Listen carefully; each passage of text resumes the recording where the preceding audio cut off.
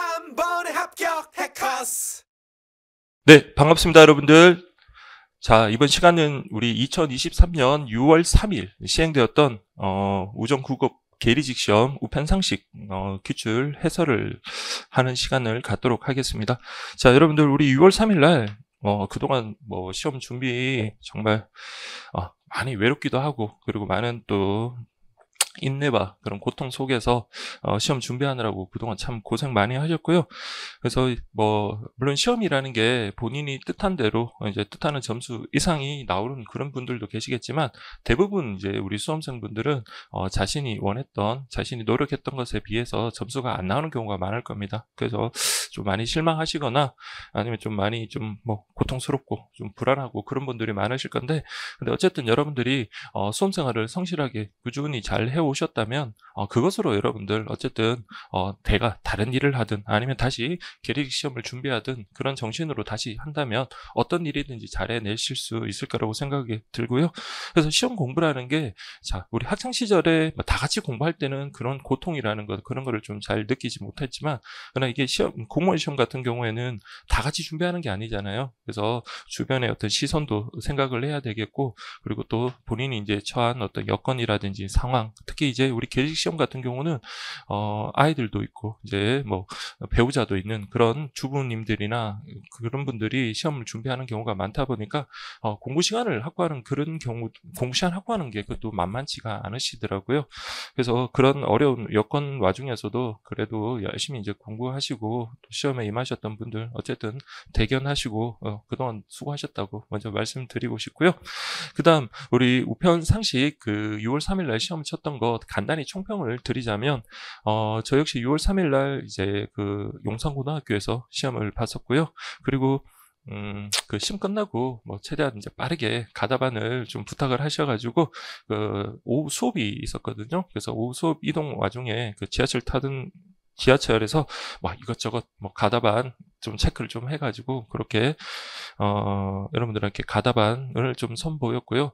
그리고 일요일날 또 수업이 오전부터 아침 9시부터 했어가지고 새벽에 일어나서 간단한 총평을 제 카페 등을 통해서 이제 좀 올려드렸지만, 일단 우편상식 같은 경우에, 자, 제가 정말 객관적으로 이제 수험생 입장에서 수험생의 그 마음으로 시험을 쳤을 때, 그러니까 시험지를 받아보고 편안한 자세에서 책도 찾아보고 그렇게 체크를 한 게 아니라, 저 역시 이제 시험장에 가서 우편상식, 금융상식만 시험을 봤죠. 근데 두 과목 다 보는데 대략 시간을 보니까 한 25분, 6분 정도 그렇게 지났더라고요.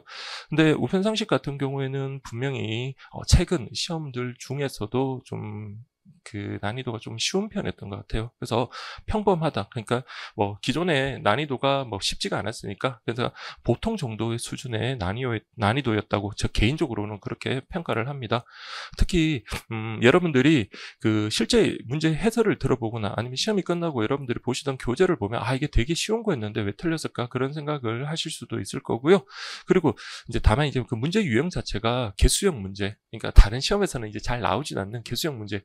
개수형 문제 같은 경우는 단순 사지선다형과 달리 모든 지문을 다 알아야지만, 그리고 하나를 혹시 6개 이제 선지가 나왔는데 5개를 알더라도 하나를 모르면 그게 틀리게 되는 거기 때문에, 그래서 실제 문제 출제 난이도보다는 출제 유형 때문에 여러분들 점수가 안 나오는 그런 경우는 좀 있을 거라고 생각이 들고요.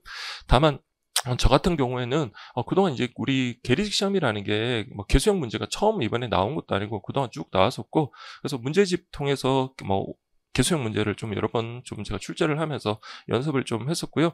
그리고 OX 지문이라는 게 바로 이제 제가 카페에서도 한번 언급을 드린 것처럼 개수형 문제에서 제일 좋은 연습이 OX 지문 연습이다라고 그렇게 말씀을 드렸고, 그리고 이번에 출판하지는 않았지만 나름 그래도 정말 고생해서 심한 문제라고 해가지고 제가 매일 일제라고 해가지고 카페 등을 통해서 올린 문제 등을 보시면 아시겠지만, 그렇게 개수형 문제에 좀 익숙하도록 여러분들한테 연습을 좀 시킨다고 했는데, 봉투 모의고사도 마찬가지고요. 근데 그게 또 연습하는 거랑 또 실전에서의 어떤 그런 압박 부담 이런 것들이 또 작용하는 와중에서는 그게 좀 뭐 심리적으로 좀 많이 힘들지 않았을까 그런 생각을 하게 됩니다. 그래서 뭐 전체적인 내용을 쭉 보면 제 개인적으로는 우편상식은 딱 하나가 좀 너무 낯선 그런 그 예상치 못했던 그런 문제가 하나 있었고, 나머지는 다 우리가 실제 이제 다뤄봤던 거고 또 많이 연습을 했던 거기 때문에 충분히 예측 가능한 그런 문제였다라고 생각이 듭니다. 게다가 뭐 이번에 2023년에 새롭게 수정되었거나 새롭게 추가됐던 것들도 또 적절하게 좀 뭐 많이는 아니래도 좀 적절하게 좀 들어오고, 기존에 있던 내용들 그리고 과거 기출 문제까지 골고루 그렇게 출제가 되었다라고 말씀드리고요. 그리고 어느 특정 영역에서 뭐 다른 별에서 몇 문제 나왔다 그런 거는 여러분 전혀 신경 쓰지 마십시오. 그래서 이번에 우편상식에서 순수 법령 문제가 안 나왔다. 그러면 우리 다음부터 공부 안 해도 되겠나? 비중을 낮춰도 되겠나? 그게 아니라 여러분들, 자, 시험이라는 것은 그 시험에 맞는 그 학습 방법이 중요합니다. 그 학습 방법은요, 기출 문제를 통해서 살펴봐야 되겠죠. 그리고 그 시험에 대한 어떤 성격을 좀 정확하게 파악을 하셔야 된다라고 생각을 합니다. 그래서 저 역시 이제 우리 고등학교 3학년 수능 이제 수업도 하고, 이제 공무원 법학, 공무원 사회 수업도 하고, 그리고 우리 계리직 수업도 2015년부터 해오고 있지만, 여러분들, 제가 문제를 내는 유형이라든지 수업하는 방향이 보면 다 그 시험 성격에 따라 다릅니다.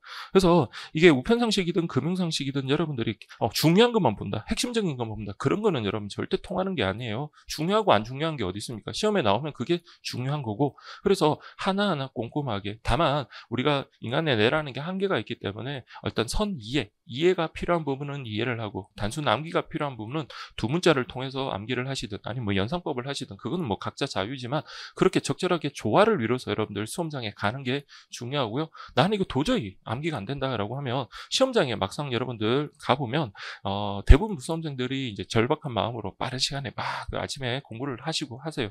그때 여러분들이 진짜 암기가 안 되는 것들 한번 빠르게 좀 스킵이라도 하든지 해서 좀 빠르게 좀 보면 막 이렇게 보면은 좀 도움이 많이 되지 않을까 그런 생각을 합니다. 그런데 그런 준비가 안 됐던 분들, 제가 이번에도 보니까 간혹 이제 그런 분들이 계시죠. 책 앞부분부터 뭘 봐야 될지 모르는 좀 우왕좌왕 하시는 분들이라든지, 아니면은 그 전범위 모의고사 같은 그런 것들을 이제 뭐 틀린 것 위주로 이제 다시 뭐 확인하는 것도 괜찮은 방법이긴 하지만, 그런 방법보다는 아무래도 이제 기본서라든지 아니면 여러분들이 정리한 것들, 그런 것들을 좀 그래도 전체적으로 좀 빠르게 한번 아침이나 뭐 시험 전날에 좀 보는 게, 그게 좀 더 시험 성적 올리는 데는 좋지 않을까 그런 생각을 하고요.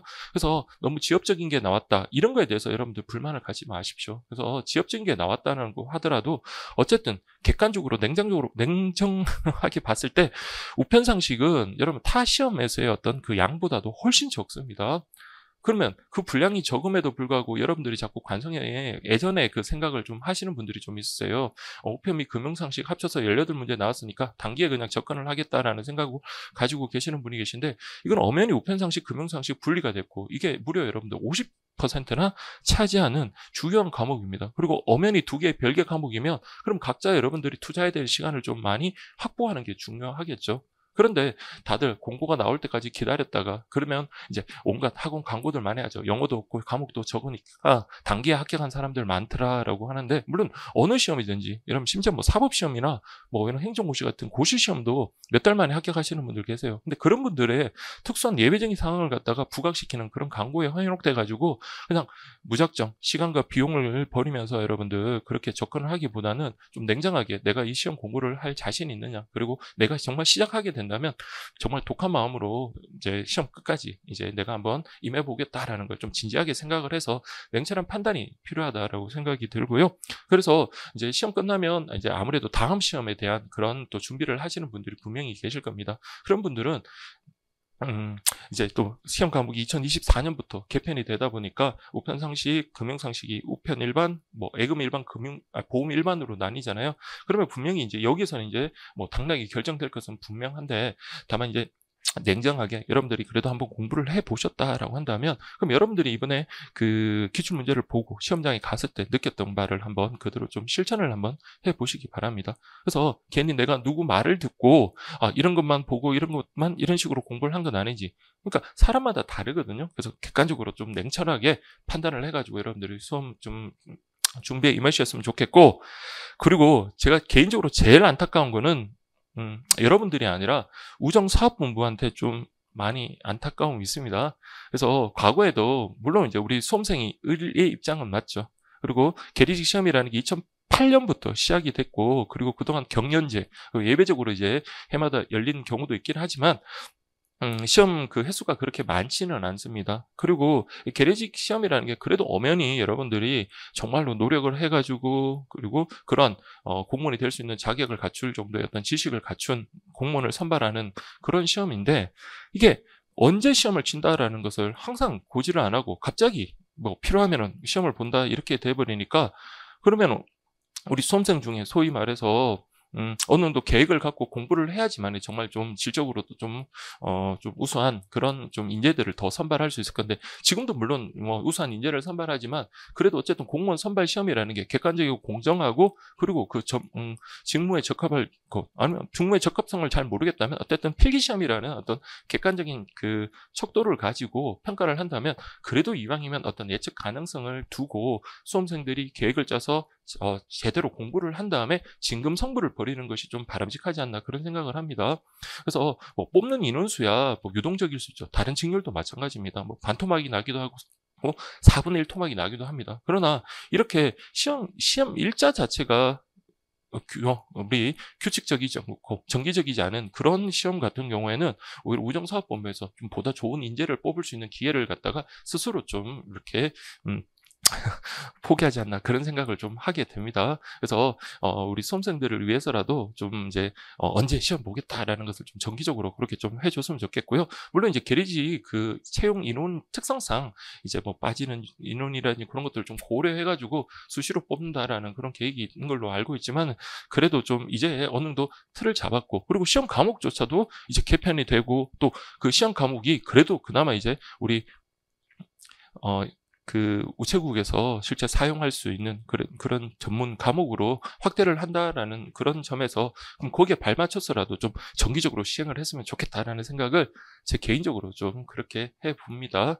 그래서 뭐 이걸 뭐 듣거나 그러시지는 않겠지만, 그래도 좀 관계자분들이 좀 그런 것들을 좀 잘 생각해서, 그래서 우리 우체국에 들어올 후배 직원들이잖아요. 그런 직원들을 위해서라도 좀 그런 체계 같은 것들을 좀 마련해 줬으면 좋겠습니다. 그래서 정기적인 시험만 되더라도 여러분들, 우리 수험생들이 어쨌든 좀 시험 준비를 하는데 그런 불안에서는 일단 벗어날 수 있잖아요. 아무리 문제가 어렵고, 정말 뭐 컴퓨터 일반 같은 경우는 너무 제가 잘 모르지만 너무 어렵다고 하는데, 그런 그 시험이라 하더라도 그래도 뭐 다 같은 공정한 똑같은 뭐 평등한 입장에서 그렇게 시험을 보는 거니까, 그는 뭐 누가 불만을 하지는 않겠죠. 그렇지만은 그 시험에 있어서 좀 정기적인 거 계속 좀 말씀을 드려서 죄송합니다만은 좀 그렇게 해줬으면 좋겠고, 자, 그러면 우리가 우편상식, 자, 뭐 서설이 길었는데 그 문제 풀이를 시작을 하도록 하겠습니다. 우편상식. 자, 여러분들, 제가 금융상식 때도 말씀드리겠지만 개수형 문제가 제가 지금까지 봤던 개수형 문제치고 상당히 쉬웠습니다. 왜 그러냐면, 그동안은 개수형 문제가 나왔을 때 이게 맞나 안 맞나 한두 개 정도가 소위 아리까리한 그런 문제들이 좀 많았었거든요. 그런데 이번에 시험장에서 보더라도 그런 개수형 문제에서 그게 맞나 틀리냐 헷갈리는 그런 지문들이 없더라고요. 그래서 오히려 개수형 문제이기는 하지만 좀 개수형 문제치고는 좀 평이했다, 그런 생각을 하게 됩니다. 자, 그러면 여러분들 문제풀이 한번 해보도록 할게요. 자, 1번 보시면, 자, 요금 수취인 부담 우편물에 대한 설명으로 옳지 않은 것은 그랬습니다. 그래서 1번은 여러분들 워낙 이제 많이 강조를 드렸고, 여러분들한테 여러분들도 잘 준비를 하셨을 거예요. 그래서 요금 수취인 부담이라는 것은, 자, 우리 발송 그 유효 기간이라는 게 있습니다. 발송 유효 기간을 기준으로 해서 유효기간 이내라고 한다면 아무리 그 중간에 해지가 되었다 하더라도요, 여전히 수취인에게 배달을 하고, 유효기간이 지났다 그러면 수취인에게 배달하는 것이 아니라 발송인에게 반환한다라고 그랬죠. 그러면 여기 보면 발송 유효기간 내, 그래서 이거는 우리 교재도 자주 나오고 문제집에는 있는데 엄청 많이 다뤘을 거예요. 해지가 되는 건 상관하면 안 돼요. 그래서 유효기간 내라 그러면 그때는 발송인에게 반환하는 것이 아니라 수취인에게 배달하는 겁니다. 그렇죠? 그래서 발송인은 여러분들 그 유효기간을 보고 발송을 한 건데 갑자기 중간에 해지됐다는 사정으로 자기한테 반환한다. 그러면 안 되겠죠. 그래서 1번이 틀린 질문. 그래서 요건 확실하게 이렇게 답이 나오네요. 특히 이번 시험 여러분들 보시면 알겠지만 문제는 제가 문제를 직접 많이 만들어 보기도 하지만 옳은 것과 옳지 않은 것 하면 옳은 것을 묻는 문제가 훨씬 더 어렵습니다. 옳지 않은 것은 그 틀린 거 하나만 찾으면 되는 거잖아요. 그럼 1번은 바로 여러분들 답이 나오는 거고요. 그다음 두 번째, 우편 요금은 부가지급 수수료를 포함한, 자, 특이한 숫자가 있어서 이건 틀리지는 않으셨을까요? 110%고, 자, 원 단위가 있을 때 절사한다. 그래서 우리 이런 단위, 이런 것까지 째째하게 우리 우체국에서는 받지 않는다라고 했습니다. 다만 절상하는 거는요, 저 뒤에 국제우편물 그 소포에서 여러분들 무게 중량 잴 때 10g 단위, 100g 단위로 절상한다. 이거 말고 요금과 관련되는 것은 모두 절사한다라고 했습니다. 그 다음 3번. 국가기관, 지방자치단체 또는 정부투자기관은 계약일로부터 2년을 초과하여 발송 유효기간을 정할 수 있다. 원래 요금 수취인 부담 우편물은 발송 유효기간이 2년이잖아요. 과거 1년도 틀린 지문으로 나왔고 3년도 틀린 지문으로 나왔다라고 했습니다. 2년입니다. 그러나 얘들은 같은 편입니다. 자, 국가기관, 지자체, 정부투자기관 얘들은 발송 유효기간을 별도로 정하지 않을 수도 있는 거예요. 그래서 2년 초과해서 발송 유효기간 정할 수 있다. 이렇게 보시면 되겠고요. 자, 4번. 이건 벌써 2번이나 기출이 됐습니다. 자, 우리 요금 수취인 부담 우편물 같은 경우는 배달 우체국장하고 계약을 한다. 그렇죠. 그러나 계약 등기라든지 등기 소포 같은 경우는 접수 우체국장하고 계약한다 그랬어요. 그래서 계약 등기하고 등기 소포는 접수 우체국장하고 계약하고요. 일반적으로 통상 우편물 같은 경우 배달 우체국장과 계약을 통해 우편 요금을 발송인에게 부담시키지 않고 수취인 자신이 부담하는 제도. 그래서 뭐 시험에 나오든 안 나오든 여러분들 항상 어떤 제도와 관련해서는 기본 개념부터 정확하게 알고 들어가야 된다라고 말씀드렸고요. 이게 이제 요금 수취인 부담에 대한 개념을 물어보는 그런 문제였습니다. 그래서 정답은 1번이 되겠습니다.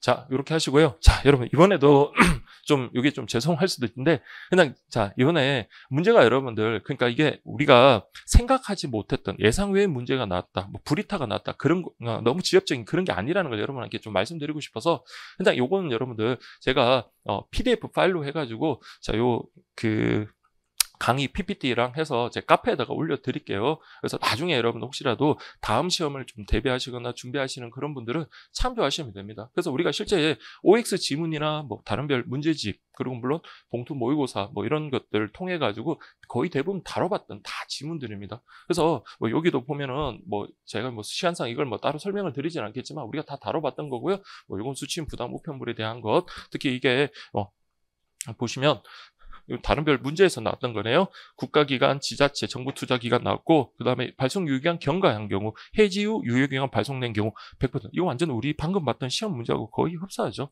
지문 4개가 다 똑같습니다, 여러분들. 그래서 이런 것들 보면은 그래도 이번에는 그렇게 불이타는 문제가 없었다라는 거 말씀을 드리고 싶습니다. 그래서 나중에 공부하실 때 이렇게 참조하라고. 그러니까 기출 문제는 제가 제일 강조 드리는 거군요. 제가 가끔은 진짜 막 한 문제 만들 때 1시간 정도 걸리는 막 그런 문제를 뭐 좀 필 받아서 그렇게 만들 때도 있긴 한데, 그렇게 만든들 우리 기출 문제만 못하죠. 그래서 기출 문제는 항상 옆에 끼고, 그리고 항상 공부를 하실 때 기출 문제를 반드시 좀 체크를 하고, 한 번 보는 게 중요한 게 아니에요. 이걸 완전히 내 걸로 만들어서 이게 몇 번 나왔다, 언제 나왔다, 그 정도로 많이 보시라는 겁니다. 그래서 이걸 확실히 그렇게 알면은, 시험 문제 풀 때, 이건 언제 나왔던 거 또 나왔네? 이런 생각을 또 하게 되면서, 그런 문제는 이제 또 소고가 되잖아요. 그래서 여러분들한테 항상 기출 문제는 좀 같이 끼고 공부하시라는 거 말씀드립니다. 자, 2번 보세요. 국내 통상 우편물 규격 요건 및 외부 표시 사항에 대한 설명으로 옳은 것은 이라고 되어 있습니다.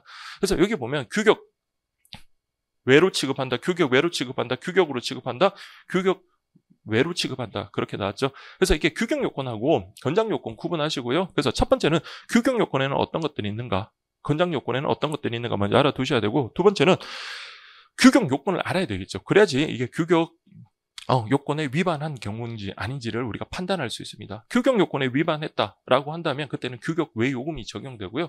그리고 요거는 우리가 5월달이었나요? 4월 말이었던 것 같습니다. 4월 말에 우리 서울에 이제 근무하시는 두 분이 오셨어요. 근데 그분이 오셔가지고 같이 이제 인사도 하고 식사도 하는 자리에서 분들이 그런 말씀 하시더라고요.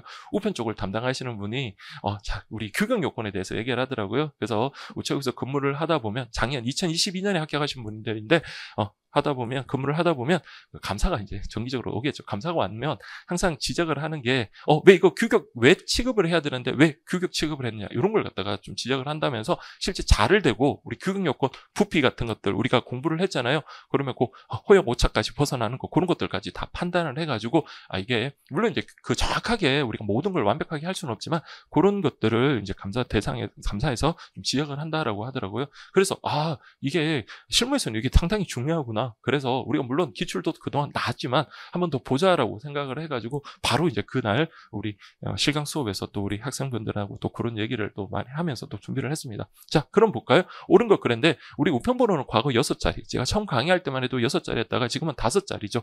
근데 6자리 예전에 봉투 이렇게 우편번호 3개 거 이거 그러면 다 버릴까요? 그럴 필요 없다 그랬죠. 앞에서부터 이렇게 쭉 5자리 순서대로 왼쪽부터 쓰면 된다라고 했습니다. 그래서 이거 봉투 이용한 통상 우편물 규격 외로 취급하는 것 아니고요. 다음 2번 무게가 50g인 누르지 않은 자연 상태에서 두께가 10mm인 경우 규격 외로 취급한다. 이렇게 되어 있네요. 그래서 여러분들 우리 중량과 관련해서는 봉투 같은 경우는 3g에서 50g, 엽서 같은 경우는 2g에서 5g이잖아요. 근데 특히 두께 같은 경우는 0.16에서 5mm입니다. 근데 가로 세로 같은 경우는 플러스 마이너스 5mm가 추가가 된다 했지만 이건 그런 거 없다 그랬어요. 그래서 두께 같은 경우는 5mm까지 최대 5mm인데 자연 상태에서 그런데 10mm가 됐으니까 허용 한계를 벗어났죠. 그럼 규격 요건에 위반된다? 그러면 규격 요건을 충족하지 못했기 때문에 규격 외로 취급한다. 맞는 질문이 되겠습니다.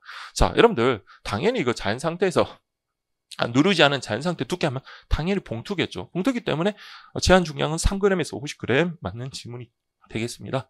그 다음 봉투네요. 세로의 크기가 140에서 235 여기 허용 오차 나와 있네요. 규격으로 취급한다라고 되어 있는데 우리 봉투든 엽서든 직사각형 모양입니다. 그러면 긴 게 가로고 짧은 게 세로다. 항상 여러분들 이거 90, 140 이것만 기억을 하시면 된다라고 했죠. 그리고 이제 우리 여성분들의 신발 사이즈 235 이렇게 보면 된다라고 했습니다. 그래서 이거 세로 자체가 틀렸어요. 자, 가로의 길이가 여러분 최대 235다. 이렇게 보셔야 되겠습니다. 그래서 이건 세로가 아니라 가로다. 이렇게 봐야 되겠네요. 4번 봉투의 모양이 직사각형 형태. 자, 이건 맞죠. 직사각형 형태여야 된다. 이거는 규격 요건 맞고요. 재질은 종이다. 이것도 규격 요건에 부합하는 거 맞아요. 근데 저는 여러분들 색깔이 검은색이다. 자, 우리 어릴 때 제가 이제 수업할 때도 말씀드렸어요. 제가 어릴 때 친구들한테 크리스마스 카드 보낼 때 노란색 카드, 노란색 봉투, 빨간색 봉투 그런 거 보냈는데 규격 외 요금 내지 않았다 그랬습니다. 왜 그렇다? 봉투 색상은 흰색이나 밝은색을 권장하는 거지 반드시 흰색이나 밝은색이어야 될 필요는 없다라고 했습니다. 이건 말 그대로 권장 요건이에요. 그러면 검은색인 경우에는요. 규격 외로 취급하는 건 아니죠. 권장 요건에 위반됐을 뿐인데 권장 요건을 말 그대로 이렇게 했으면 좋겠다는 거지 여기에 대해서 위반한다 하더라도 어떤 페널티라든지 그런 것들이 있는 것은 아닌 거예요. 그래서 2번 문제 정답은 2번이 되겠습니다. 자, 그래서 이것도 우리가 OX 등을 통해서 충분히 연습을 했던 거고요.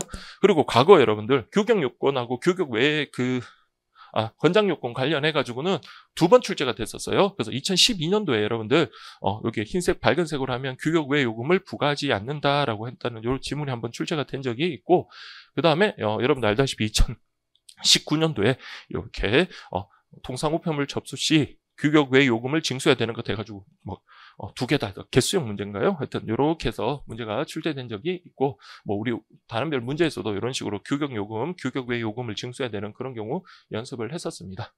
자, 그렇게 보겠습니다. 자, 3번 볼까요? 자, 민원 우편 서비스에 대한 설명을 옳지 않은 것은 그랬네요.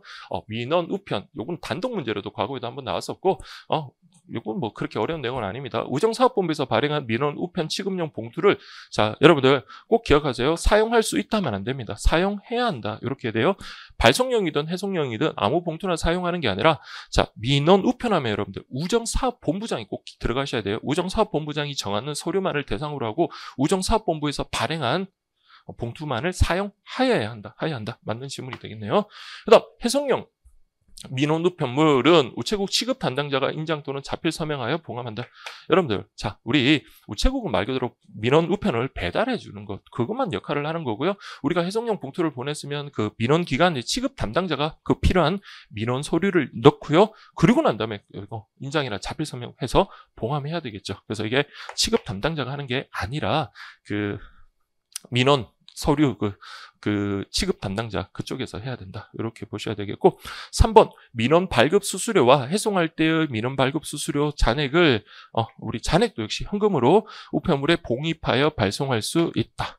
그래서 여러분들 우리 봉투 안에다가 돈을 직접 현금을 직접 넣을 수 있는 게 통화 등기 민원 우편이라고 했어요. 그래서 이렇게 잔액도 넣을 수 있고 또 앞에 또 수수료 같은 거를 또 발송할 때 보낼 수도 있다. 맞는 질문이 되겠습니다. 4번 요건 여러분들 과거에 기출 나왔던 거예요. 그래서 발송인은 민원 우편 해송용 취급 요금이라고 되네요. 올 때. 자, 이건 정확하게 자 다음 시험을 대비하시는 분들은 알아두세요. 50g의 규격 봉투. 그러니까 규격 요금 50g의 규격 요금. 그 다음에 자 이건 민원 우편 같은 경우는 이길 특급으로 취급을 해서 신속하게 배달을 하거든요. 그래서 등기 취급 수수료 플러스 이길 특급 수수료 이렇게 됩니다. 항상 통상 우편물은요 등기 취급하면 우편 요금 플러스 등기 취급 수수료에다가 플러스 알파가 부가 취급하는 건데, 그러면 등기 취급하니까 요금 우편 요금에다가 등기 취급 수수료. 다만 이때 우편 요금은요 5g까지 50g 그 규격 요금이 적용이 된다는 거 꼭 기억을 해주시고요. 그다음 이길특급으로 배달을 하니까 이길특급 수수료가, 그리고 접수 시에 선납 미리 이제 받는다라고 그렇게 돼 있죠. 그래서 우리 교재에 보면 과거에는 뭐 미리 받는다 그런 표현도 있었고 뭐 선납한다 뭐 지금은 그렇게 돼 있네요. 그래서 옳지 않은 것 하면 2번이 되겠습니다. 자, 이렇게 해서 여러분들 그 민원 우편과 관련해서도 단독 문제로 이렇게 나왔는데 그렇게 어려운 문제는 아니었고, 또 옳지 않은 것에다가 옳지 않은 게 워낙 명확하다 보니까 쉽게 풀 수 있는 그런 문제였다. 그래서 뭐 과거 우리 이런 식으로 연습을 했던 거고요. 그다음 민원 봉투에 대한 설명이라고 뭐 그렇게 되어 있는데요. 그래서 민원 우편 해송용 봉투 날인하는 경우 해송 민원 우편 접수 우체국에서 날인한다, 뭐 발행한다 이런 것들을 해서 연습을 했던 거니까 그렇게 어렵지는 않을 것 같습니다. 자, 그다음에 4번 볼까요? 국내 우편물 배달 기한에 대한 설명으로 옳은 것을 모두 고른 것은 이라고 되어 있습니다. 그래서 이 배달 기한 부분은 여러분들이 잘 하실 거예요. 다만 여러분들께 제가 말씀드렸던 게 배달 기한하고 국내 우편물 손해배상에서의 지연배상의 그 기준은 다르다. 그래서 공백이 있다 그랬어요. 그래서 배달 기한은 도가 있지만 지연배상의 대상이 되지 않는 건 하루 사이 끼어 있다고, 그걸 좀 유의하시면 된다라고 말씀하셨습니다. 자, 이길특급 우편물의 배달 기한은 접수한 다음 날까지다. 자, 이길특급은 당연히 접수한 다음 날까지가 되겠고요. 그 다음에 관보 규정에 따른 관보, 자, 정부 신문, 정부 소식지 그렇게 보면 되죠. 배달 기한 적용의 예외 대상이다. 그래서 우리 통상 우편물 같은 경우는 일반 통상이든 등기 취급된 등기 통상 우편물이든 접수한 다음 날로부터 3일 이내가 바로 배달 기한이잖아요. 그런데 우리 일간신문이라든지 관보 같은 경우에는 이게 3일 뒤에 까지 배달이 되면 우리 신문이라는 게 그 제 기능을 못하는 거잖아요. 과거 신문이 큰 의미가 없잖아요. 일간신문 같은 경우에는 그렇기 때문에 예외로 접수한 다음 날까지 배달한다라고 해서 예외 대상인 것 맞습니다. 3번 등기통상 등기소포우편물의 배달 기한은 접수한 다음 날까지. 그래서 등기소포우편물은 접수한 다음 날까지가 배달 기한이 맞는데 등기통상은요 접수한 다음 날부터 3일 이내니까 서로 다르죠. 4번 교통 여건 등으로 인해 우편물 운송이 특별히 어려운 곳은 관할 우편 집중국장이 별도로 배달 기한을 정하여 공고한다. 이거는 뭐 앞부분이니까 여러분들이 뭐 크게 어렵지는 않으셨을 거예요. 그래서 항상 여러분들 그 지역 사정을 잘 아는 하면 뭐 특급, 국내 특급과 관련될 때는 항상 관할 지방우정청장, 그리고 이런 식으로 배달 기한, 그럼 그 지역의 사정을 잘 아는 사람, 그 책임자가 누구다? 관할 지방우정청장이라 그랬어요. 그래서 관할 우편 집중국장은 우리 교재에 안 나옵니다, 여러분들. 그래서 관할 지방우정청장이 별도로 배달 기한을 정해서 공고하고요. 그러면 우리가 일반적으로 통상적으로 적용되는 배달 기한에다가 별도로 정한 것을 합산한 게 그게 바로 이제 배달 기한이 된다라고 말씀을 드렸죠. 그래서 옳은 것 하면 기역, 니은이 되겠습니다. 그래서 이것도 뭐 우리가 많이 연습했던 거고요. 여기도 보니까 이런 문제가 있더라고요. 그래서 우리 단원별 문제 보니까 교통 여건 등으로 인해 우편물 운송이 특별히 어려운 것은 별도 배달 기한을 정해서 공고할 때 여기 보면 저는 관할 우편 집중국장이었나요? 관할 우편 집중국장까지는 생각을 못했지만 어쨌든 관할 지방우정청장 뭐 이런 식으로 우리가 대비를 할 수 있었던 겁니다. 그래서 뭐 우정사업본부장으로 한번 문제 낸 적도 있고 뭐 어쨌든 그렇습니다. 다음 5번 볼까요? 국내 소포 우편물에 대한 설명으로 옳은 것은 그랬네요. 근데 이 문제는 여러분들 보시면 알겠지만 이거 그래도 우리 출제 유형께서 좀 신경을 쓰신 부분이에요. 그러니까 딴 게 아니라 소포 우편물이라고 어느 특정 영역에서 교재 한 페이지 막 그대로 달달이 이렇게 탁쭉 연속해서 낸 것이 아니라 소포 우편물 관련해서 자 일단 첫 번째 통상 우편물, 소포 우편물, 통상 우편물 중에서도 소형 포장 우편물과 소포 우편물의 구분 기준. 그 다음에 일반 소포하고 등기 소포 차이가 있었잖아요. 그거 앞부분에 나오는 것. 그 다음 소포 우편물의 규격 요건 그 관련해서 요거는 같은 페이지에 있는 내용이고요.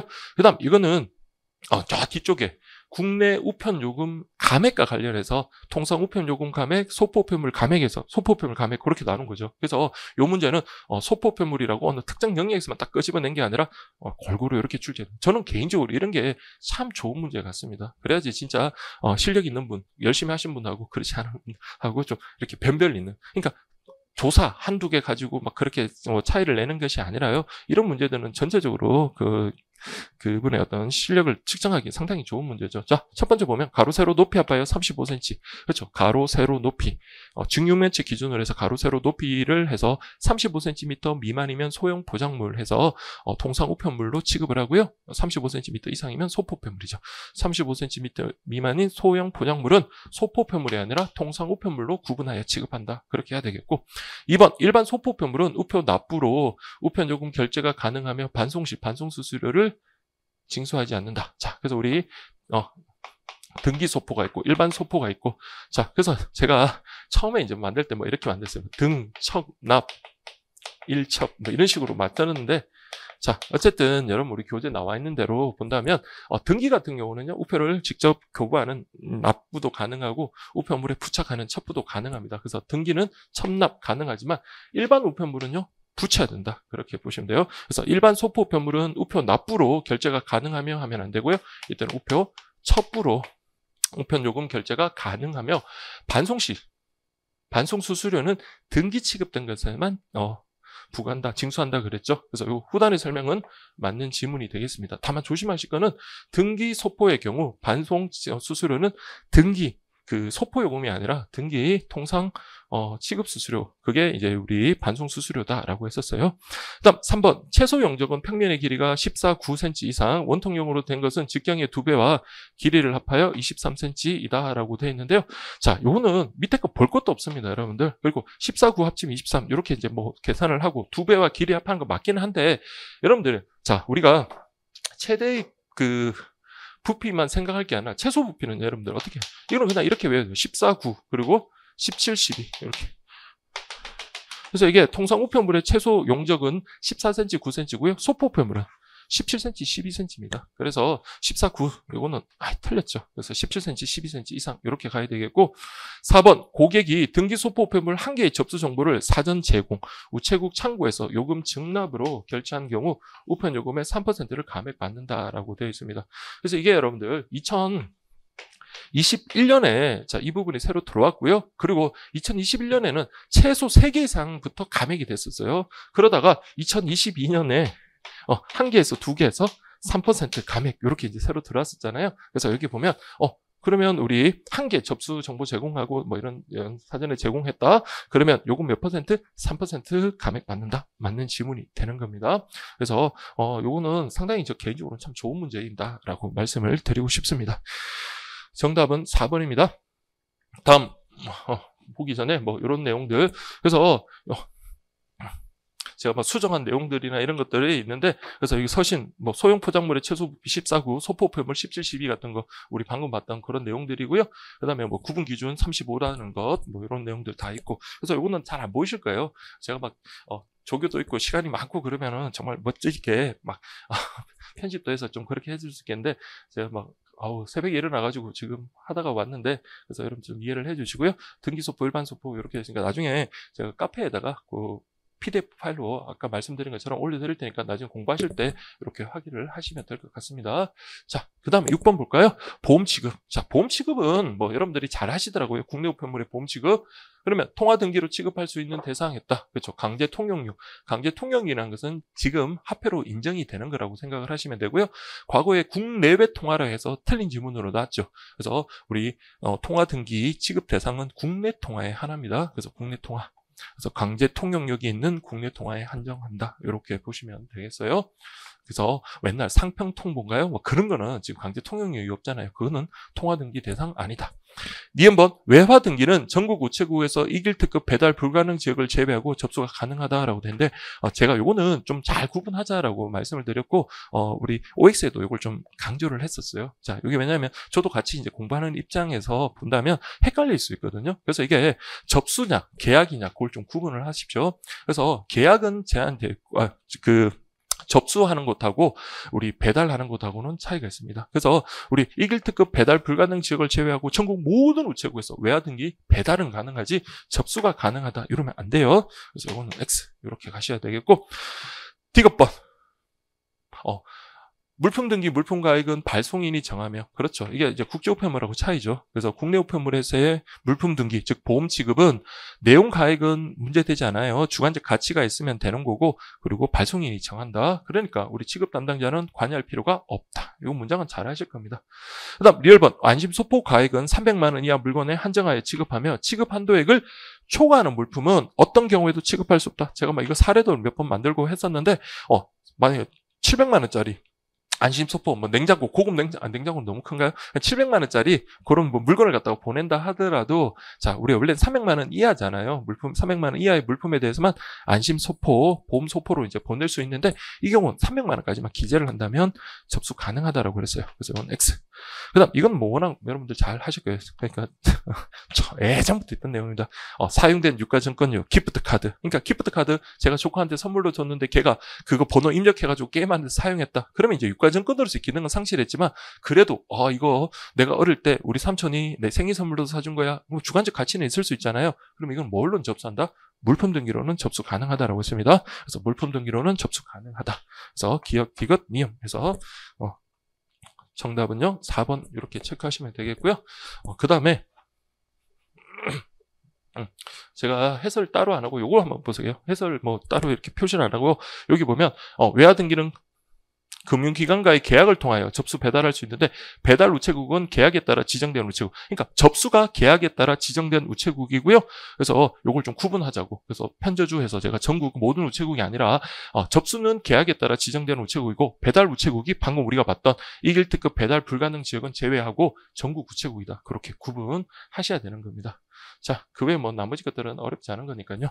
자, 그 다음에 제가 유일하게 자, 이번 시험에서 좀 후회가 되면서도 여기까지 봤어야 되나? 그런 생각을 해서 순간 좀 당황을 해서 마지막까지 답을 고르기가 힘들었던 문제가 바로 요거였어요. 그래서 제 어떤 뭐 교재든 문제집이든 요거는 없습니다. 없어요.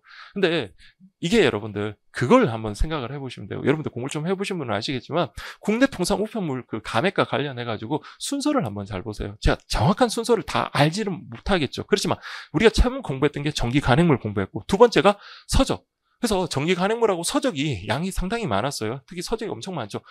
이거 끝나고 나니까 이제 뒤에는 조금 수월했습니다. 그 다음 세 번째 나오는 게 다량했습니다. 그래서 앞에 보면 기본 물량 감액과 관련해서 1회 발송, 그 다음에 별납 훈합과 관련해서 그거 있고 한부 불필요라는 게 앞부분에서는 뭐 이렇게 돼 있어요. 뭐 X로 돼 있기도 하고 어떨 때는 안 나오기도 하고 그러다가 어느 순간부터 나와서 계속 그게 나오더라고요. 그래서 그게 나중에 이제 생각이 들어가지고 맞아. 처음에 이제 우리가 보는 게 전기 간행물, 두 번째가 서적, 세 번째가 다량 우편물인데 다량 우편물 뒤에 뭐 상품 광고 우편물이라든지 뭐 비영리 단체 같은 그런 것들이 이제 등장하잖아요.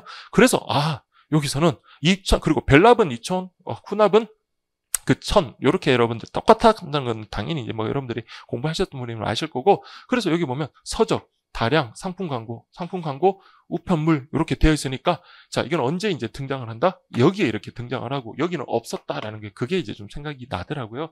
그래서 요금 별납 서적 우편물 2000통은 그냥 그 요건 자체에 없습니다. 없어요. 그래서 우리 감액 파켓 수량을 옳지 않은 거. 그래서 제 개인적으로는 우편 상식에서 이 문제가 저한테는 가장 어려웠던 문제였던 것 같고, 뭐 우리 수험생분들 중에 또 의견이 뭐 다양할 수는 있겠지만 어쨌든 저는 개인적으로 이 문제가 제일 어려웠었습니다.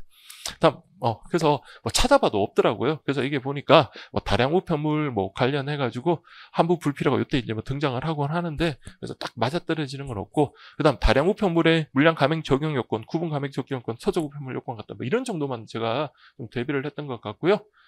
그래서 정확하게 맞아떨어지는 건 없었다, 그렇게 말씀을 드립니다. 자, 8번 볼까요? 국내 우편물 지연 배달에 따른 손해배상 및 그 범위 및 금액으로 오른 것은 그랬네요. 준등기 뭐 나와 있고 등기 통상 쭉 나와 있는데, 여러분들 준등기하면 통상 우편물을 대상으로 하기 때문에 접수한 다음 날부터 3일 이내잖아요. 그런데 자, 지연 배달에 따른 손해배상 범위라 그랬어요. 그래서 여러분들 3일 이내인 것은요, D 플러스 5일째 배달되는 것부터 우리 지연 배상이 되는 거니까 틀렸다. 그러면 등기통상 역시 마찬가지 D 플러스 5일 배달분부터 이렇게 되죠. 그래서 여기 우편 요금에다가 지금 여기는 등기 취급을 했다, 그러니까 여기는 등기 취급 수수료까지 이렇게 돼야 되겠고요. 그 다음 등기 소포 같은 경우에는 D 플러스 3일 배달분부터 우편 요금이라고 되어 있는데, 우리 등기 소포 같은 경우는 접수한 다음 날부터입니다. 그러면 D 플러스, 요거는 D 플러스 3일. 그러니까 접수한 다음 날부터 3일 이내인 것은 D 플러스 5일째 배달되는, 즉 접수한 날로부터 5일째 배달분부터고요. 그 다음 접수한 다음 날까지 배달되는 것은 D 플러스 3일째 배달분부터. 그리고 시험에 그동안 많이 나왔던 당일 특급 같은 경우는 다음날 0시부터 20시까지는 당일 특급 수수료, 다음날 20시 이후에 도착하는 것은 당일 특급 수수료하고요, 우편 요금 그렇게 된다라고 했잖아요. 그래서 여기도 등기 소포니까 자, 우리 요금 등기 취급 수수료까지 이렇게 돼야 되니까 이것도 틀린 질문. 1일 특급은 D 플러스 1일 배달분부터 우편 요금과 국내 특급, 아이고 빠졌네요, 수수료. 근데 여러분들 D 플러스 1이라는 건 없다 했어요. 다음 날까지 배달돼야 되는 것은 D 플러스 3일이다, 그렇게 보셔야 되겠습니다. 그래서 옳은 것 하면 2번이 되겠습니다.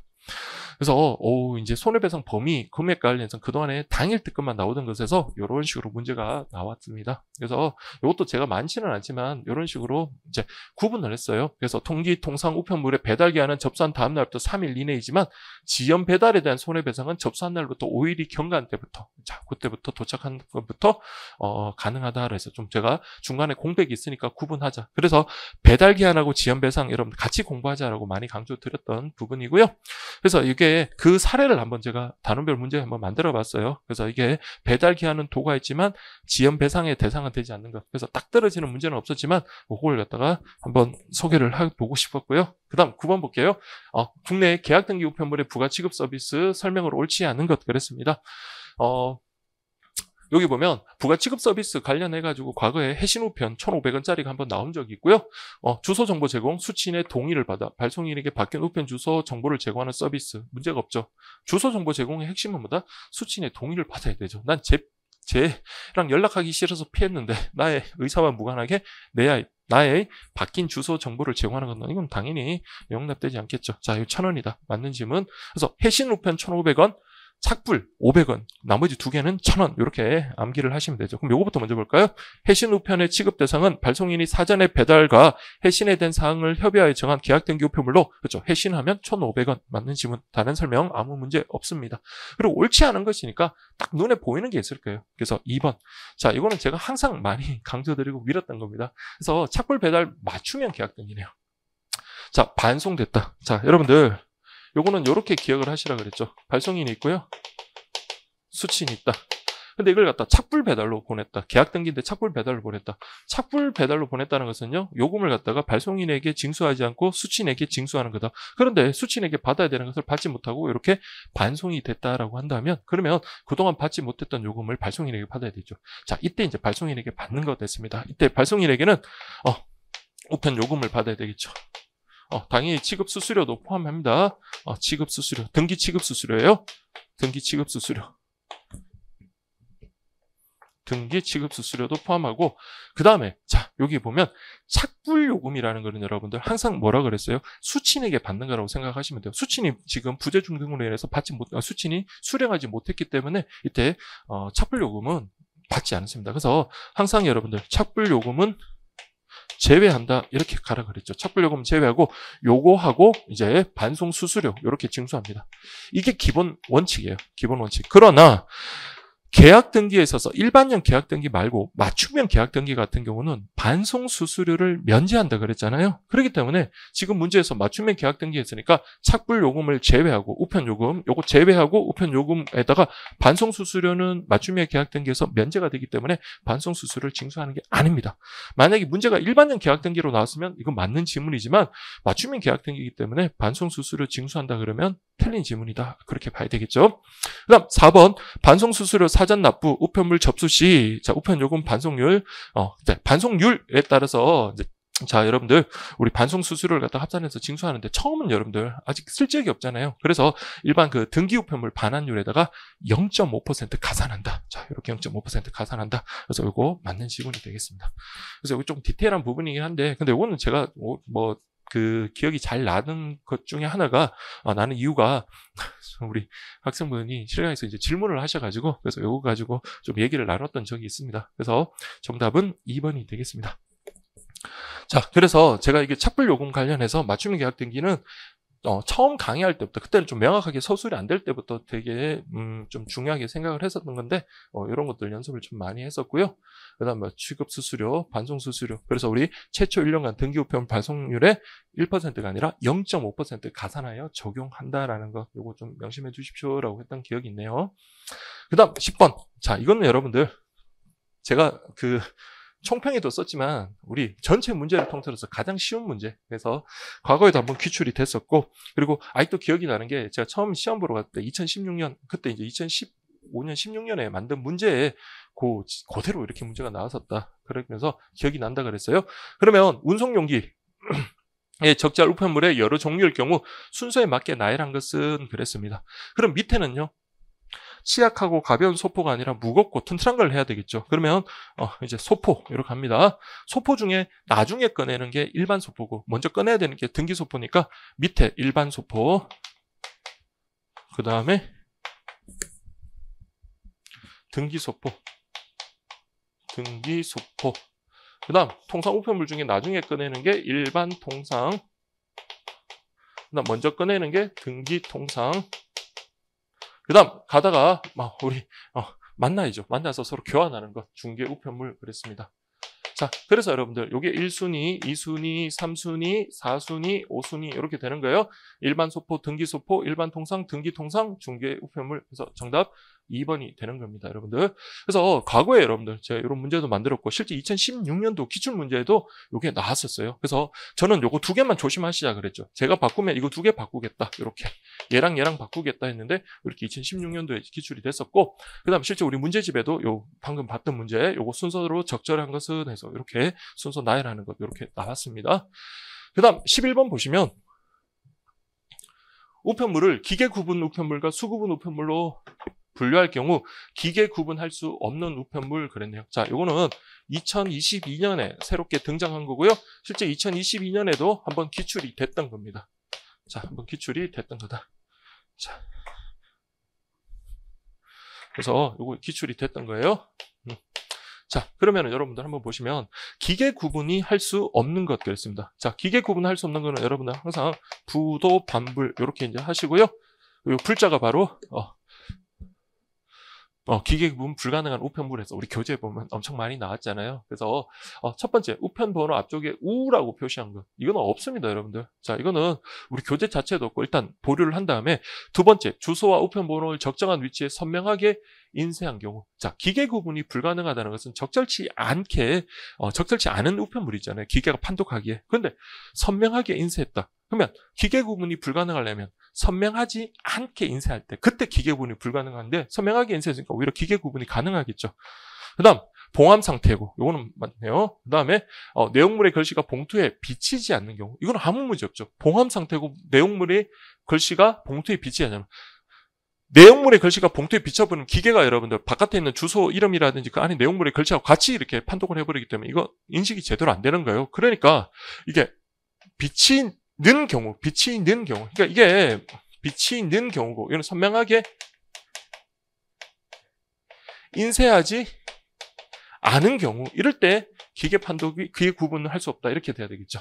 그 다음에 봉투 색상이 흰색이고 표면이 울퉁불퉁하지 않고 균일한 거. 이거 이만큼 좋은 게 어디 있습니까, 여러분들? 그래서 오히려 봉투 색상이 짙은 색일 때, 그때 이제 글자 그 인식을 하기가 어렵다. 그래서 흰색이 아니라 짙은 색일 때, 이렇게 할 때 기계 구분이 불가능하다. 이렇게 보시면 되겠죠. 그래서 우리 1번이 맞는 지문이 되겠습니다.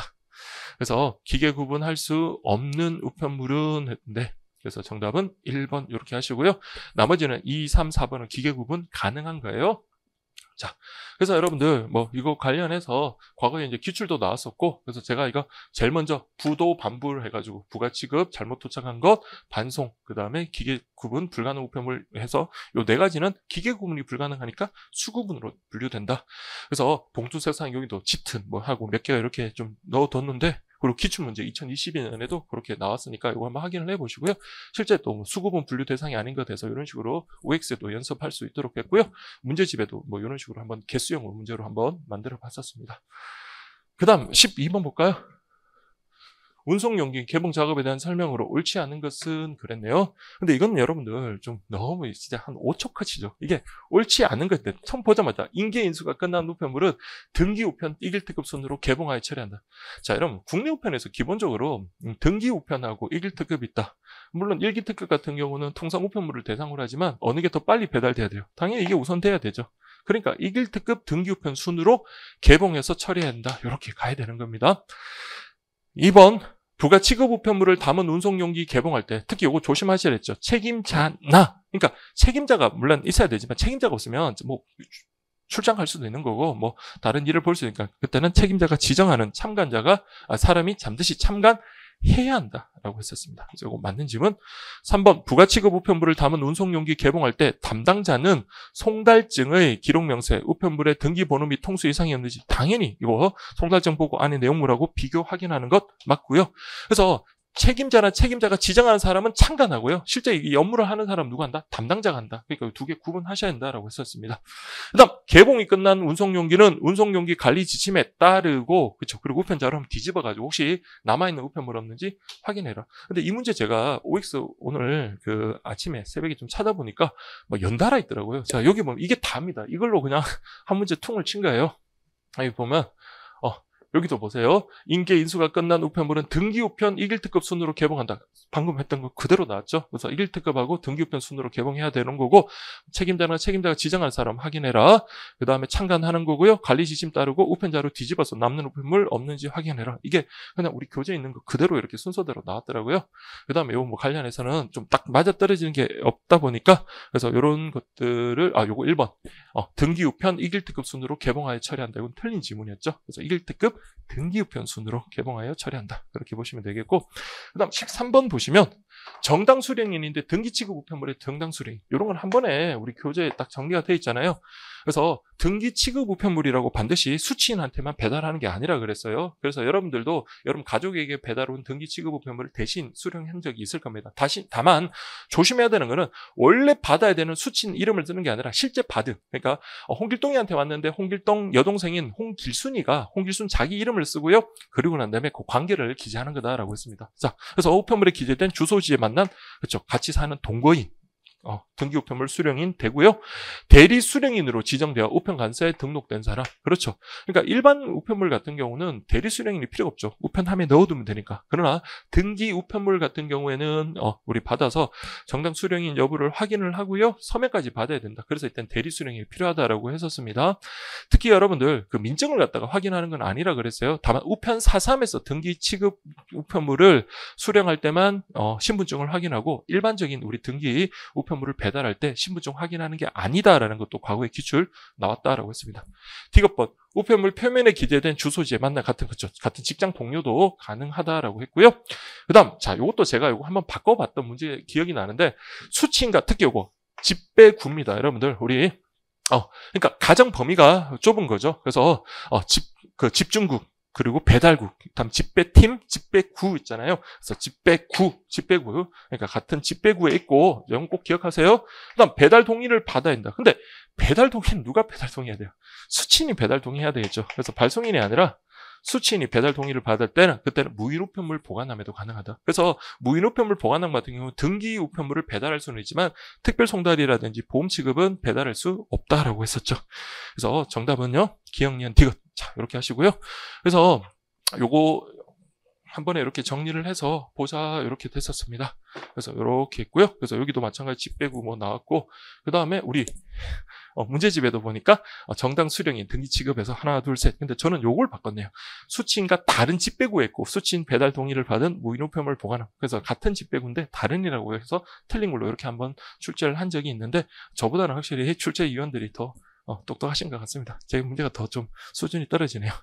자, 그렇게 해보시고, 그 다음 14번 보세요. 보기 조건을 모두 충족하는 국제우편물 취급 우체국은 그랬네요. 이것도 제가 문제를 딱 받는 순간 이게 왜 이런 문제를 냈지? 이런 생각이 솔직히 좀 들기는 들었어요. 자, 이게 왜 그러냐면 보십시오. 우리가 취급 우체국, 그러니까 국제우편물 취급 우체국 구분이라고 해가지고 세 개를 구분했어요. 교환국, 통관국, 통상국 그렇게 했죠. 그래서 우편물의 접수와 배달 업무를 수행한다. 이게 뭐였습니까? 통상국이었고요. 그 다음에 직접 발송하고 오는 우편물을 한다. 서로 교환하는 거니까 교환국. 그 다음에 관세청장 세관 공무원이 주재하거나 파견돼서 자, 세관 검사를 실시하는 거 통관국이라고 그랬습니다. 그러면 이 세 개를 갖다 다 하는 건 뭐였습니까? 우리가 우체국 세 개가 나왔죠.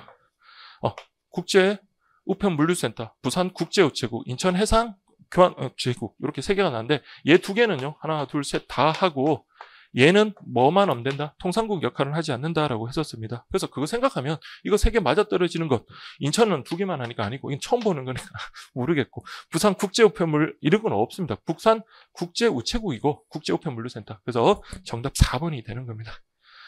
자, 그래서 여러분들 요거 제가 이렇게 표로 만드는 거 있죠. 교재를 보고 만든 것. 그래서 요거 좀 꼭 좀 기억을 하세요라고 말씀을 드렸던 거니까 요건 뭐 직접 뭐 관련되는 것보다 문제가 엄청 쉬웠습니다. 그래서 이게 국제우편물 취급 우체국 관련 설명 뭐 이렇게 문제를 냈는데, 이 문제랑은 뭐 딱 맞아 떨어지는 건 아니고 그냥 그렇다고 말씀드리고 싶습니다. 자, 그다음 15번.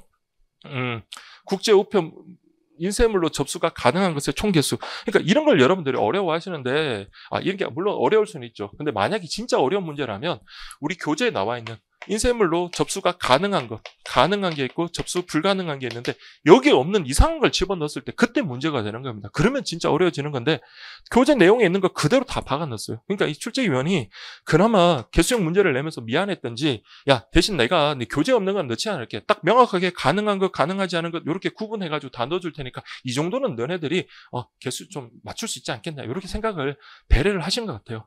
그리고 과거에 실제로도 여러분들 기출문제 제가 뭐라 그랬어요? 실제로 여기 가능한 것들 나열한데 살포시 가능하지 않은 것 하나를 살짝 집어넣어가지고 가능한 물품들이다 해서 틀린 지문으로 나온 적이 있으니까 이거는 반드시 구분해서 정확하게 암기를 하셔야 되는지 어쨌든 해야 된다고 말씀을 드렸습니다. 그래서 서적, 전기 간행물 뭐 이런 건 당연히 인쇄물로 접수가 가능한 거고요. 자, 첫 번째 3종 세트, CD, 비디오 테이프, OCR. 이것도 실제로 보면 CD나 비디오 테이프나 OCR도 어떤 겁니까? 복사한 거잖아요. 그래서 여러분들이 CD 같은 거, 제가 가지고 있는 뭐 신승훈 김건모 CD나 여러분들이 가지고 있는 신승훈 김건모 CD나 똑같아요. 복사한 거 맞아요. 그렇지만 이거는 국제우편물 발송할 때 인쇄물로 접수가 안 되는 거라 그랬어요. 그래서 CD, 비디오 테이프, OCR 요게 이제 비통과해가지고 이렇게 하는 거, 이것도 똑같습니다. 그리고 두 개만 더 꼭 기억하자 해서 조심할 게 포장 박스하고 봉인한 서류라 그랬어요. 그래서 여기 포장 박스, 봉인한 서류.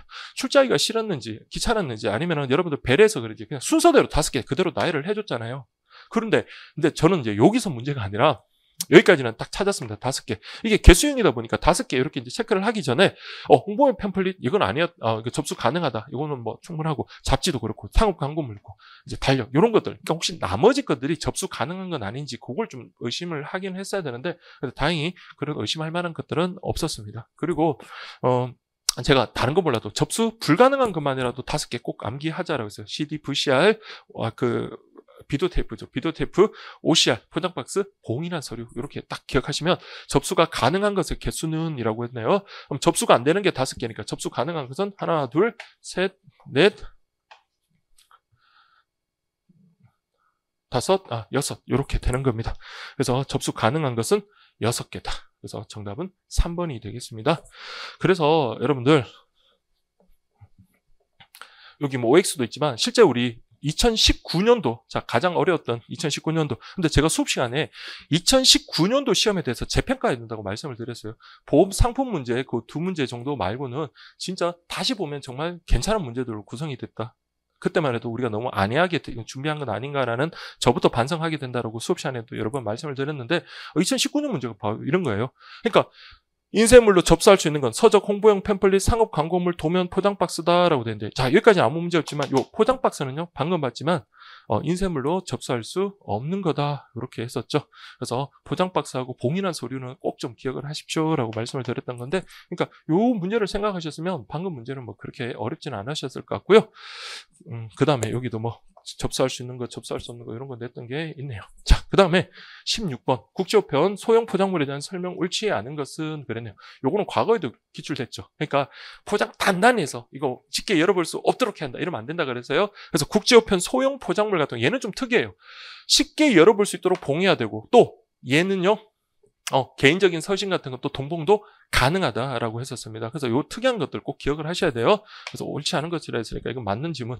그다음 여기도 과거에 비슷한 문제 나왔는데 내부 또는 외부. 그러니까 상품 송장 소형 포장물은요. 내부나 외부. 자, 이게 또 과거에 한번 기출 나왔던 거고, 또는 이렇게 첨부할 수 있다. 맞는 지문. 그 다음, 300SDR을 기준으로 300SDR 이하면 CN22 세관 표지, 300SDR을 초과하면 CN23 세관 신고서라고 그랬어요. 그래서 이거 맞는 지문. 4번, 국제 통상 우편물에 속하면. 자, 이렇게.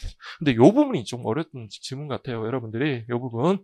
근데 제가 그 K패킷, 우리 2022년에 출제가 됐을 때, K패킷이라는 것은 과학기술정보통신부 장관이 정하여 고시한 국제 우편물이 제휴국가는 우정사업본부장이 지정하여 고시한다. 이게 2022년에 나왔었잖아요. 근데 2022년에 그거 여러분들 기출 문제를 보고 난 다음에 제가 요 파트를 이제 그 KPK 관련해서 이렇게 봤을 때 국제우편물 여러분들이 분류 파트 한번 보시면 국제통상우편물, 소포우편물, EMS 그 밖에 과학기술정보통신부 장관이 정하는 우편물을 국제우편물로 구분한다. 뭐 이렇게 돼 있는 문장이 있을 거예요. 근데 그거까지 뭐 생각을 하셨으면 좋았을 건데 그게 아니래도 자 원래 이제 교재 이제 보니까 저도 이거는 이 표현이 딱 있는지는 몰랐습니다. 근데 여기 보니까 UPU 협약에서 정한 이렇게 돼 있더라고요. 그래서 이게 저도 시험 끝나고 이것부터 먼저 좀 찾아. 요거는 아까 한부 불필요고 확인을 한번 해봤는데 그래서 시험 끝나고 이제 우리 답안지 내놓고 다들 이렇게 있을 때. 이제 가방 이제 가지고 다 가시잖아요. 저 가방 가지고 먼저 이것부터 찾아보니까 우리 나가시는 분들 중에 저를 훌쩍 보더라고요. 쟤는 뭔데 뭐 저렇게 답을 빨리 찾고 싶었나 그런 생각이 들었는지 모르겠지만 어쨌든 자 이거는 UPU 협약이 인정하는 거다. 근데 이 문제는 제가 그래도 여러분 난이도 좀 낮다고 생각했던 게 나머지 문제들이 뭐 과거에 우리 뭐 기출 나왔던 것들라든지 또 여러분들이 실제 수업을 해보면 정말 잘 아시는 그런 내용들이에요. 이거 특히 1번, 3번 같은 경우 2번도 이 정도는 준비하셨을 거라고 생각이 듭니다. 근데 이제 4번 이게 좀 낯선 지문이긴 한데 근데 다행스러운 게 나머지 지문들이 그나마 좀 헷갈리면 하는 게 덜 해서 충분히 맞출 수 있는 지문이 아닐까 그런 생각을 합니다. 그래서 4번 지문은 저도 솔직히 딱 요 뒤에 후단에 거는 준비를 못했었습니다. 자 그러면 자, 여기 34번 보시면 우리 여기도 보면 소형 포장물 봉할 때 열어볼 수 없도록 단단히 봉해야 된다라고 제가 옛날에 문제를 냈었는데 2022년에 보니까 소형 포장물 요거 나왔고 단단히 밀봉해야 한다. 이거 2022년 바로 작년에 출제가 됐던 거고요.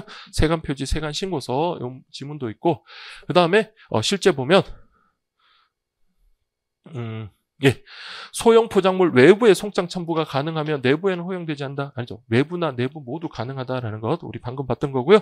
그나마 요거에 이제 제가 좀 찾다 보니까 국제우편물은 이번에 추록에 들어간 거네. 통상우편물, 소포우편물, 특급우편물 그 밖에 우정사업본부장이 필요하다고 인정하여 고시하는 게 아니라 과학기술정보통신부 장관이 필요하다고 인정하여 고시한 우편물로 구분된다라는 게 이게 딱 맞는 것은 아니에요. 그렇지만 어쨌든 답을 맞춘 데는 지장이 없다. 이렇게 하시고 그 다음 17번. 자, 이게 정말 설마 이렇게 나올 줄은 몰랐습니다. 저도. 근데 나오는 순간에 이게 우리 OX였나요? 문제집이었나? 제가 뭐 이런 말도 안 되는 문제를 한번 낸 적이 있죠. 그러면서 제가 OX 강의를 할 때도 그랬던 것 같습니다. OX 했던 것 같아요. 이렇게 나오지는 않겠지만 그래도 우리가 준비를 할 때는 이렇게 한 번에 다 준비를 하셔야 된다.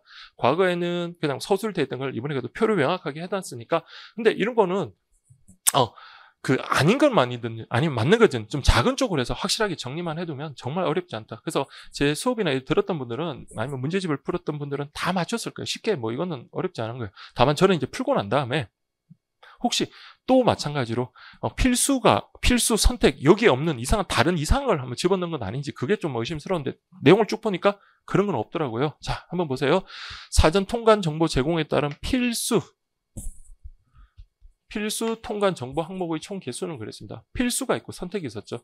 그러면 발송인 성명 이렇게 쭉 돼 있는데 저도 몰라요. 그렇지만 우리 교재 쭉 나오는데 선택에는 보니까 막 굵은 글씨로 해놓고 그 필수에는 굵은 글씨로 해놓고 딱 선택에 딱 3개가 있었습니다. 그래서 이메일은요 발송인 수취인 상관없다 그랬죠. 그래서 이메일 찾으면 돼요. 그래서 발송인 이메일 그 다음에 수취인 이메일 자 이렇게 하시고 그 다음 전화번호는요 수취인 전화번호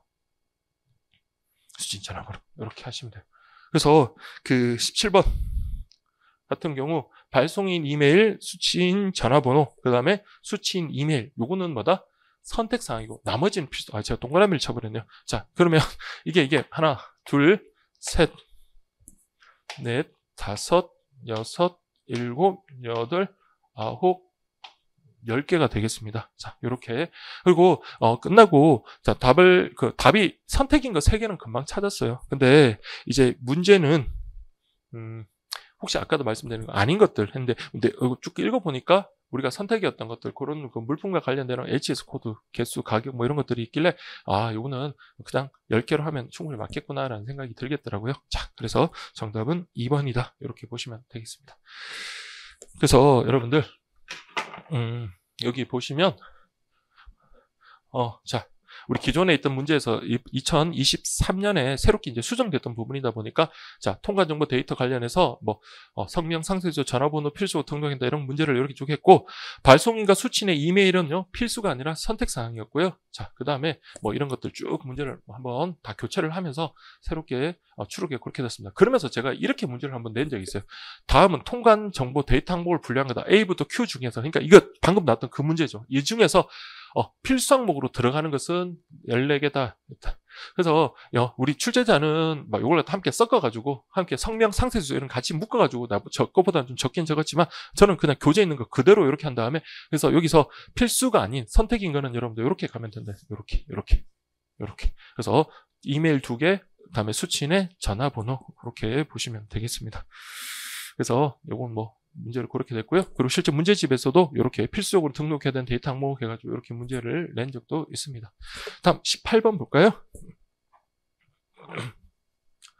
국제 특급 우편물 보험 지급 수수료. 자, 이거는 제가 뻥을 치는 게 아니라 근데 2023년에 여러분들 보험 지급 수수료만큼은 한번 계산 문제로도 나올 수 있으니까 여러분 한번 연습을 좀 해보십시오라고 그렇게 했고 또 많이 강조를 드렸어요. 그리고 봉투 모의고사에서 자 이거 관련해서 간단한 사례를 갖다가 한번 넣어봤습니다. 그래서 이건 숫자 내용만 이거는 사례에 의해서 금액을 계산할 수가 없죠. 그래서 여기는 여러분들 114,300원 플러스 550원 추가다. 이렇게 여러분들 요것만큼은 숫자가 어렵더라도 저도 이거 수십 번 계속 대내면서 암기했던 것 같아요. 114,300원, 550원 이렇게 하셔야 돼요. 근데 여기 이런저런 내용이 있지만은 보험 취급 수수료 계산했습니다. 그래서 기본 요금 얼마다? 114,300원. 최초가 여기까지. 제가 이렇게 표현해. 114,300원까지. 표현을 잘못해. 그래서 이거마다 2,800원. 이렇게 하시면 돼요. 2,800원. 그래서 114,300원까지 2,800원이고, 그 다음에 114,300원이 추가될 때마다 550원씩 추가가 된다. 이렇게 했습니다. 그래서 실제 만약에 제가 20만 원의 어떤 물품 가액이 20만 원이다라고 한다면, 그러면은 요거 2,800원에다가 550원 한 번 더 추가가 되는 그 금액이 바로 보험지급 국제우편물 EMS의 보험지급 수수료다. 그렇게 보시면 돼요. 자, 제가 이거 그러니까 114,300원까지 2,800원 기본 베이스에다가 550원이다라는 거. 그것만 알면 아무 문제 없습니다. 정답은 3번이 되겠네요. 그래서 이거는 제가 이렇게까지 나올 줄은 솔직히 몰랐지만 문제가 나오면 보험지급 수수료가 여러분 교재를 한번 보세요. 한 군데만 나오는 게 아니라 정말 여러 군데 나와요. 그렇죠. 그냥 우리가 무심결에 그냥 보험 취급 한도액 그 관련해서 700만 원, 5천만 원 이런 것들만 우리가 암기를 할 게 아니라 그 보험 취급 수수료 부분이 내가 보면 4-5 군데로 나오는 것 같습니다. 그래서 이게 계속 깨림직한 게 한번 나올 것 같아서 그냥 보험 취급 수수료 관련해 가지고 봉투형 그 모의고사에 좀 사령으로 좀 문제를 냈던 기억이 있네요. 그래서 여러분들 정답은 3번이 되겠습니다. 그래서 이게 보험 취급 수수료 우리가 이게 700만 원, 5천만 원 이런 것만 볼 게 아니라 이런 것들처럼 우리 가액 관련해서 이렇게 114,300원에서 요 초과마다 550원. 그래서 기본 요금이 2,500원이라고 제가 한 게 뭐냐면 제가 처음 강의할 때 2,500원이었거든요. 그러다가 어느 순간에 몇 년도죠? 그 표시는 제가 안 돼 있지만 2,500원에서 2,800원으로 그렇게 바뀌었습니다. 잠깐만요. 그래서 여기 이렇게 550원 해서 요거를 갖다가 바꿨네요. 2,800원 기본요금 그대로고 어쨌든 정답은 3번이 되겠습니다. 다음 19번 보시면 국제 우편물이 일부 훼손된 경우 손해배상 금액 계산으로 옳은 것은 그랬네요. 자, 여러분들 국제 우편물 일부 훼손인데 소포네요. 소포. 우리 국제 우편물 소포 같은 경우는 등기 취급되지 않더라도 기록되는 거기 때문에 손해배상의 대상이 된다. 근데 문제는 뭐냐면 일부 훼손. 여러분들 전부 훼손이 됐으면은요 아예 배달조차 안 됐기 때문에 납부한 우편 요금도 손해배상 금액이 되지만 일부 훼손됐다는 것은 그래도 일부라도 배달이 된 거잖아요. 그러면 이때는 납부한 우편 요금은 손해배상의 대상이 되지 않는다라고 했던 거 기억. 다만 EMS 같은 경우는 일부 훼손됐다 하더라도 납부한 우편 요금이 손해배상 대상에 포함이 된다는 거, 요거 구별하자라고 했습니다. 근데 지금은 그냥 보통 소포 우편물이고, 그다음 중량이 나오고, 자, 소포 우편물 하면 여러분들 EMS 비서류든 국제 소포든, 자, 기본 베이스 얼마? 7만 원에다가 킬로그램당 7,870원. 이거는 여러분들, 이거 암기 안 하고 들어가는 거는, 이거는 정말 수험생으로서 자세가 안 된 거예요. 그래서 이게 과거 기출 문제도 출제가 됐던 거고, 최소한 이 정도는 암기를 하셔야 된다라고 했습니다. 그래서 이렇게 하시고, 그 다음에 통상 우편물 관련해서 52,500원까지도 당연히 하시고. 자, 그래서 여러분들 여기 보시면 킬로그램, 10kg이고, 우편 요금이 딱 나와 있고, 물품 가액이 이렇게 나와 있습니다. 근데, 제가 출제위원이라면 우편 요금까지 한번 더 집어넣었을 것 같아요. 근데 우편 요금은 실컷 넣어놓고 이거 우편 요금 이렇게 돼 있네요. 우편 요금 이렇게 돼 있네요. 자, 그래서 물품 가액 이렇게 돼 있고, 자, 그러면 보세요. 52,500원에다 우편 요금 없네요. 그죠? 우편 요금이 없어. 그러니까 우편 요금이 있어야지만이 그 전부 분실이냐, 전부 훼손이냐, 전부 분실이냐, 일부 훼손이냐가 따라서 우편 요금을 배상액으로 할 수도 있고 안 할 수도 있잖아요. 그래서 자, 요 기본 베이스는 얼마다? 7만 원에다가 10kg이니까 78,700원이 되겠습니다. 78,700원. 그러면 기본 베이스 7만 원에다가 78,700원. 이것만 알더라도 뭐 답을 찾는 데는 지장 없고요.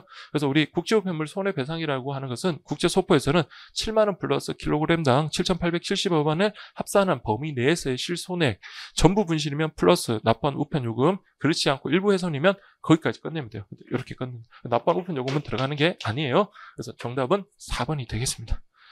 자, 그래서 이건 뭐 제가 국제 우편 요금과 관련해서는 뭐 OX나 이런 데 보면 엄청 연습 많이 하도록 돼 있는데 좀 문제가 쉽게 나왔어요. 그래서 제가 총평에도 언급을 했지만 사례형 문제라고 계산을 하는 그런 문제가 아니라 그냥 간단하게 이렇게 나타냈기 때문에 통상 우편물 감액제도 그 국제 우편 요금 감액도 마찬가지고, 그래서 이게 난이도가 그렇게 높지는 않다고 저는 솔직히 생각이 듭니다.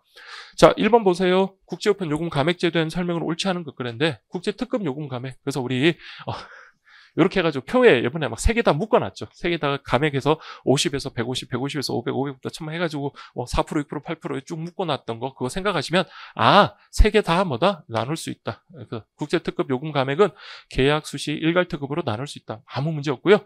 2번 특별 감액의 장기 이용 고객 조건에 해당할 경우, 자, 장기 이용 고객 조건 하면 여러분들 2%짜리가 있었고요. 1%짜리가 있었다. 그래서 계약기간 3년에다가 직전 1억 원 초과하면은 2%, 계약기간 1년에다가 600만 원 초과하면은 1%. 그래서 이게 장기 이용 감액은 작다라고 했습니다. 3%는 없어요, 여러분들. 그래서 이게 뭐 실컷 어렵게 공부를 해놨더니 너무 허망하게 쉽게 출제가 되어버렸습니다.